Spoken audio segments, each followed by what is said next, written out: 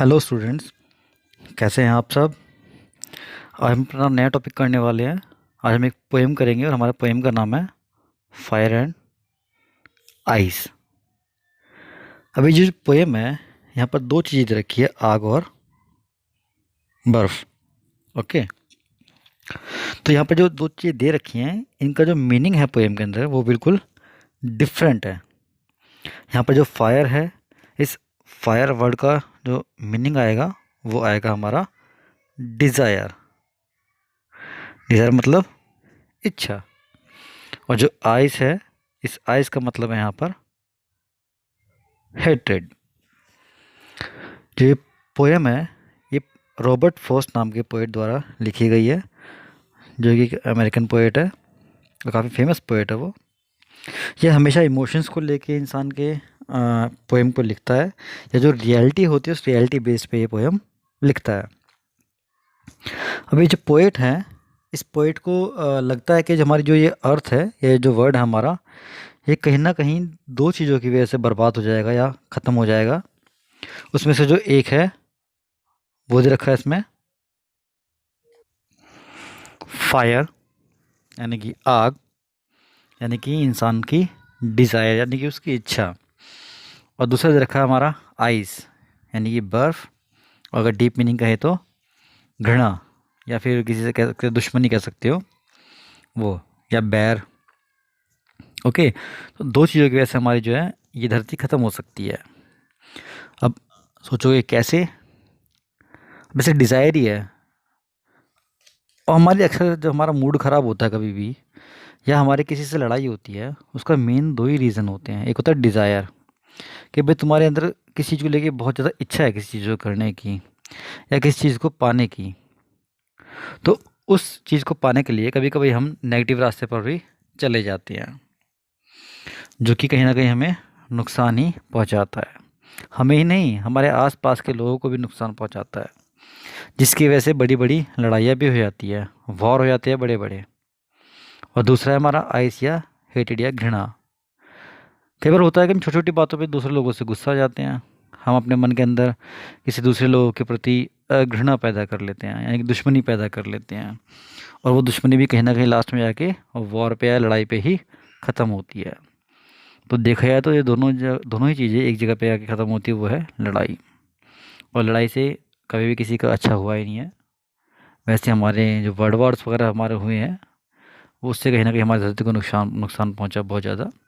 और आगे भी अगर इस तरह के वर्ल्ड वॉर चलते रहे तो शायद ये धरती बचेगी ही नहीं। और इनके वार के रीज़न भी दो ही हैं बस, एक डिज़ायर और एक हेटेड, यानी कि फायर एंड आइस। आइए हम पोएम को देखते हैं। पोएम की फर्स्ट लाइन रखी है यहाँ पर, लिखा है, some say the world will end in fire, some say in ice.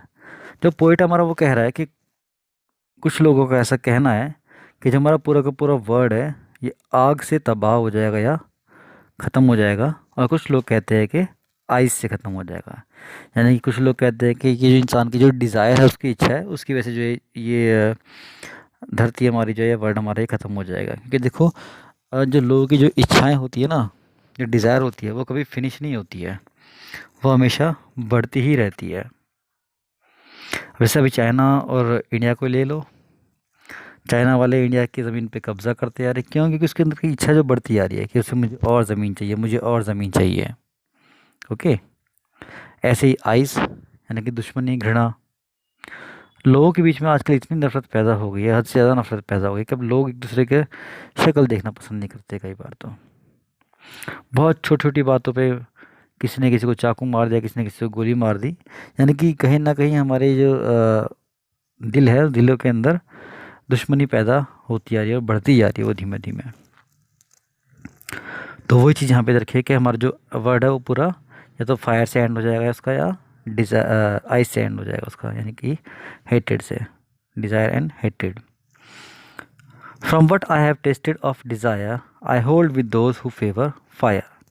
अब जो पोएट है वो कह रहा है कि उसे लगता है कि जो लोग डिज़ायर का साथ दे रहे हैं, ठीक है, या जो लोग फायर का साथ दे रहे हैं, कहीं ना कहीं हमारा जो राइटर है ये उन्हीं के साथ ही है। क्योंकि राइटर को भी ऐसा लगता है कि जो फायर है हमारी, यानी कि जो डिज़ायर है हमारी, उसी की वजह से जो पूरा वर्ल्ड है ये ख़त्म हो जाएगा। क्योंकि जो लोगों की इच्छाएं हैं वो ख़त्म होती ही नहीं है। पहले हमारे कितने जंगल हुआ करते थे, ग्लेशियर से पहाड़ थे इतने बड़े बड़े बर्फ़ के, मेल्ट होते जा रहे हैं। क्या रीज़न है? कोई रीज़न नहीं है। रीज़न है सिर्फ इंसान और इंसान की इच्छाएं। कैसे? भाई एक आदमी है, रहना उसे एक ही जगह पे है, मकान उसने 10 जगह बना रखे हैं अलग अलग स्टेट में। उससे हो क्या रहा है? जो लकड़ी वो इस्तेमाल कर रहा है फर्नीचर्स के लिए, उसके लिए क्या जंगल काटे जा रहे हैं? जो मटेरियल में इस्तेमाल करते हैं कंस्ट्रक्शन में मकान के लिए, उसके लिए पहाड़ों को काटा जा रहा है। तो वो क्या है, हमारा हमारा वर्ल्ड, जो अर्थ है हमारी, वो अनबैलेंस हो रही है बार बार, उसमें बैलेंस नहीं बन पा रहा। उसका मेन रीज़न है इंसान की इच्छा। पर वो साथ साथ ये भी कह रहा है, but if it had to perish twice, कि अगर उसे 2 बार तबाह होना होगा, दोबारा दोबारा बर्बाद होना होगा, ख़त्म होना होगा अर्थ को, I think I know enough of hate, कि वह जानता है कि एक ये हेट ही एक ऐसा है जो सेकेंड टाइम में उसे दोबारा ख़त्म कर सकता है। To say that for destruction I is also great, कि जो हमारा वो भी कहीं ना कहीं डिस्ट्रक्शन के लिए सबसे ज़्यादा उसका हाथ होगा सेकंड टाइम में। यानी कि पहला फायर के द्वारा, दूसरा आइस के द्वारा, यानी कि हेट के द्वारा। तो राइटर पोइट का सिंपल सा यही कहना है कि जो अर्थ है हमारी वो 2 ही तरीके से ख़त्म होगी। या तो ख़त्म होगी हम डिज़ायर की वजह से, यानी कि फायर की वजह से, या आइस की वजह से, यानी कि हेट की वजह से। और ये 2 ही रीज़न है जो कि इंसान को बेकार करते जा रहे हैं। यहाँ पे लास्ट लाइन में लिखा है, is also great and would suffice, यानी कि काफ़ी है। यानी कि एक बार अगर आग से अगर वो तबाह हो जाए, अगर दूसरी बार भी उसे तबाह होना होगा, तो सिर्फ आइस, यानी कि आइस ही काफ़ी है, एक ही चीज़ काफ़ी है इस अर्थ को तबाह करने के लिए। तो रॉबर्ट फ्रॉस्ट ने यहाँ पे काफ़ी डीप मीनिंग बताई है कि इंसान को अपनी जो फायर एंड जो आइस है, इस पे कंट्रोल करना सीखना चाहिए, क्योंकि ये कहीं ना कहीं हमारे वर्ड वर्ड्स को आगे बढ़ावा देते हैं। क्योंकि जो इंसान की जो डिज़ायर है, जो इच्छाएं कभी ख़त्म होती नहीं है। इंसान को साइकिल चाहिए, साइकिल से बाइक चाहिए, बाइक से सुपर बाइक, सुपर बाइक से कार, कार से सुपर कार, पहले एक चाहिए, फिर 2, फिर 4, फिर 10। उनकी डिज़ायर्स कभी ख़त्म होती ही नहीं है। पैसे की भूख कहते हैं ना, पैसे की भूख कभी ख़त्म नहीं होती, वैसे डिज़ायर कभी ख़त्म नहीं होती है। ओके, अब हम आते हैं इसके पोएटिक डिवाइस के ऊपर।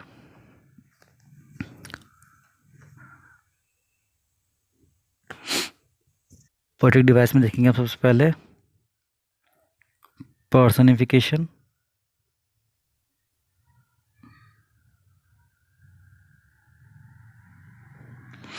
अब पर्सनिफिकेशन कैसे है, इसका मतलब क्या होता है? यानी कि हम जब किसी निर्जीव चीज़ को पावर प्रदान कर दे, जो पावर इंसान के पास हो, यानी कोई एक ऐसी चीज़ है जिसके अंदर कोई, जो कि बेजान है बिल्कुल ही, पर हम कहीं ना कहीं अपने माइंड के अंदर उसको हम इस तरीके से देखते हैं जिससे वो बहुत पावरफुल हो। जैसे कि इंसान बहुत पावर होता है, इंसान के अंदर बहुत पावर होती है। जैसे हमने यहाँ पे आइस और फायर, इन 2 चीज़ों को इतनी बड़ी पावर समझ लिया है कि ये पूरे वर्ल्ड को, अर्थ को ख़त्म कर सकते हैं। तो इंसान के लगभग इक्वल इन्होंने फायर एंड आइस को मान लिया, जिसके अंदर कोई जान नहीं है। तो पर्सनिफिकेशन का यहाँ पर यूज़ किया गया है। सेकंड देखते हैं हम। सेकंड है हमारा अलिट्रेशन। अब तुम बोलोगे अलिट्रेशन क्यों है? क्योंकि देखो यहाँ पर अलिट्रेशन का मतलब होता है जहाँ पर एक अल्फ़ाबेट का यूज़ एक से ज़्यादा बार किया जाए एक ही लाइन के अंदर, वो भी एक साथ। जैसे यहाँ पर लिखा सम से, यानी कि इसमें भी एस का इस्तेमाल किया गया, इसमें भी एस का इस्तेमाल किया गया। यानी कि वर्ड का जो फर्स्ट लेटर होता है वो सेम सेम कहलाए, 2 या 2 से ज़्यादा वर्ड का लगातार। ऐसे यहाँ पर भी सम से, यानी कि एस एस, तो यहाँ पर इस्तेमाल किया गया अलिट्रेशन का।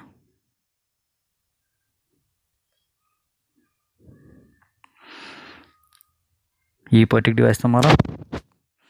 नेक्स्ट है हमारा